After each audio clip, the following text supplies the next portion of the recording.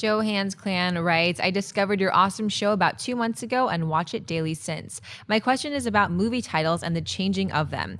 Till the mid-2000s in Germany, most of the original movie titles were translated to German. But since then, studios seem to trust German viewers to understand English titles and keep them in the original language. What confuses me a bit is that they changed many movie titles nonetheless from the original English title to a different English title. For example, Captain America the Winter Soldier was changed to Captain America the Return of the First Avenger, or the upcoming Tomorrowland, which will be released as A World Beyond. If you stay in the original language, why not keep the original title? What do you think? Well, I mean, ultimately, when it comes down to how good a movie is, the title does nothing to... The title will not make a good movie bad. A title will not make a bad movie good. It has no influence over how good or bad the movie is. It's really, the title of the movie is a marketing tool. That's it. And if you're in a different country, that's a different culture, and the studio thinks, you know what, our experts say that this title won't work as well there as a marketing tool. As a marketing tool, this title works better. And A World Beyond, I actually like that better than Tomorrowland. Right? Then I'm totally cool. As long as we know what movie we're talking about, then I think it's totally fine. As long as people, I think the writer said he was in Germany, as long as people in Germany know this is the next Captain America movie, then it's fine. If they're going to A World Beyond, they know, oh, this is the George Clooney one about the place that makes that dreams of the future, then that's fine. It's really just a marketing tool. I don't really think it's that important, Schnapp. No, it's not that important. I remember I was in Rio de Janeiro working on a commercial pilot like 10 years ago, and I went into a video store and I saw Dune.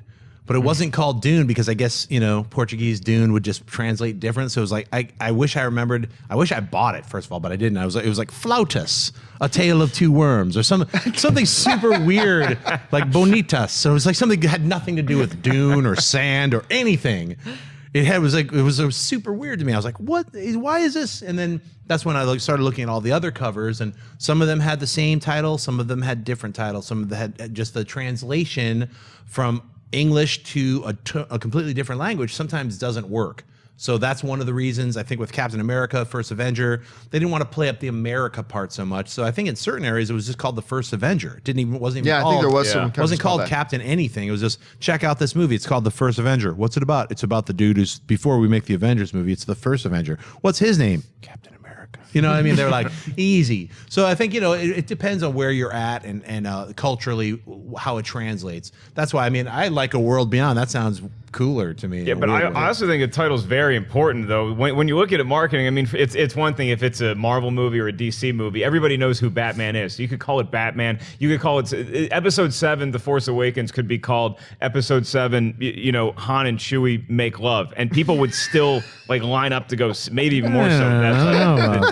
They want to see Star Wars, so they don't care what the title is as much. But when it's something like Hot Pursuit, for instance, it's like you hear Hot Pursuit, what the hell is that about? I think it's a Smokey and the Bandit remake or something. That's what it sounds like. Smokey and the Bandit, but Smokey and the Bandit sound like a Smokey and the Bandit remake. Doesn't Smokey and the Bandit sound like fun though? Just the name Smokey and the Bandit. And look, I understand in English we have 26 letters. Okay, in Asian countries they have up to 500 characters. I have no idea how you learn that language. But I know that the translation, sometimes it gets lost. My buddy Tom Dagnino, he texts me all the time, and he'll have these, because he works in the film industry, and he gets these titles. So Mad Max Fury Road in China is called Crazy Max Road Rage. Oh, nice. Hot Pursuit. Incredible. This is I think that this is totally true. Knowing him, it's 90% true.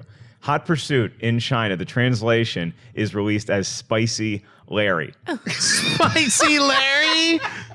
That's really?